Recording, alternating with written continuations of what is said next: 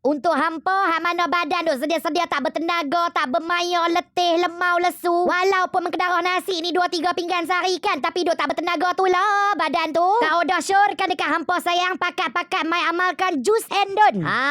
Ni bukan produk biasa-biasa cik. Oi, ni dia lah Jus Endon yang nak bantu bagi tenaga dekat hampa. Bulan puasa hari tu, raya hari tu kau dah mau kalau kata gamar tak ada Jus Endon ke? Tumbang lama dah cik. Maklumlah kau dah hampa ni kan first lady kampung. Banyak benda nak kena settle cik. Oi, merata cerok nak kena pi. Ikut-ikut umur tau kau dah ni badan tak bermaya, tak bertenaga dah cik. Oi, tapi nasib baiklah kau dah amalkan Jus Endon. Badan ni berasa seronok, tenaga ni macam dengan kuda. Melangkah pi mana pop-pop tak ada rasa apa. Pasal itulah kau dah seronok sangat nak ajar hampa pakat-pakat lah mai try Jus Endon. Lah ni depa tengah buat promosi, beli 2 botol percuma sebotol. Beli 2 botol percuma pula sebotol. So kalau kata gambar hampa berminat nak try Jus Endon ni sayang, pakat-pakat lah pergi tekan beg kuning tu. Tak rugi duit hampa, percayalah cakap kau dah.